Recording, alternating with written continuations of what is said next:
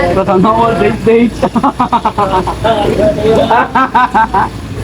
Hi guys! Buenas noches! So yun nga, grabe ang tawa ni paring Aping dun sa dalawang magjowa na nakasalubong namin. So yun nga, paalis kami galing sa bahay ni Ate Lovely dahil pupunta kami ngayon sa Giwan. Dahil may pond na doon, malapit na kasi ang piyesta. Kaya punta kami doon at makikinood. Kaya tara, samahan nyo kami!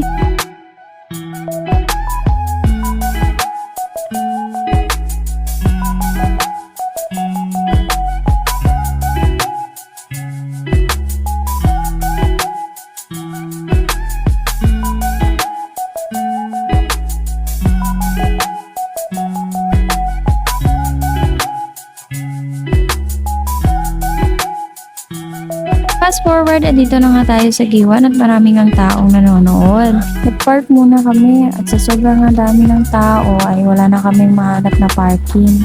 Nung may nahanap na kami ay pumasok na rin kami. At marami rin mga pagkain na binibenta pero hindi na nga kami bumili dahil nga kumain na rin kami.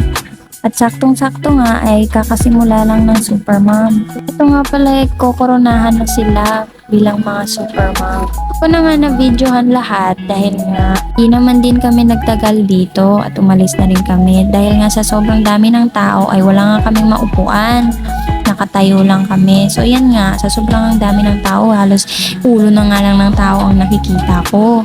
Ginum ko na nga lang ang camera para makita ko ang mga contestant. Dahil nga hindi ko na nga sila makita dahil sa sobrang taas ng mga tao. Kanya naman ako, maliit. So ayan nga, isa-isa na rin sila nagpakilala. Hindi ko na rin na-videohan lahat dahil nga marami sila. At sabi ko nga rin, hindi na rin kami nagtagal dito kaya hindi ko na rin na-videohan talaga lahat.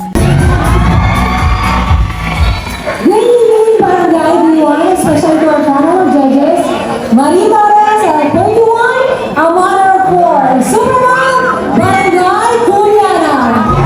So yan nga, kasali din si Ma'am Marie Torres. Lagi ko rin tinitingnan yung mga vlogs niya.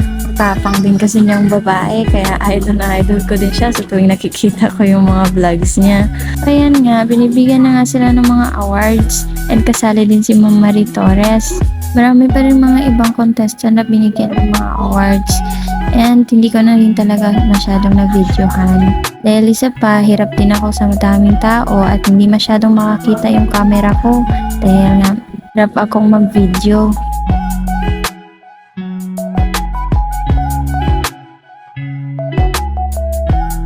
And ito na nga, pipili na nga rin sila ng top 8 na contestant para sa question and answer ata rin nila. Then ngayon, magbibigay sila ng advocacy. And una na nga, si Ma'am Marie Torres. Castillo, sorry.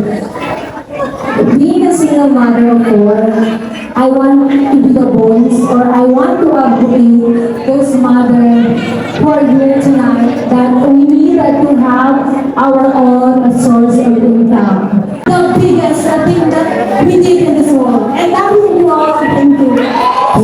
So yun nga, hindi ko na sinali lahat ng speech ni Ma'am Marie Torres kasi nga sobrang haba. Ganda rin ng mga advocacy ng mga iba pero hindi ko na nga na-videohan.